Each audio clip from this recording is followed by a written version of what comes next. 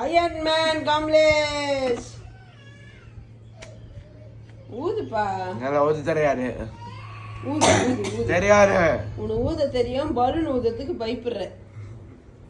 கமலேஷ் ஊதுப்பா. எதுக்கு? சும்மா ஊது. ஊத முடியாது. போமா தூக்கு. ஏன் பலூன் வெடிச்சிருமா? வெடிக்காதுமா.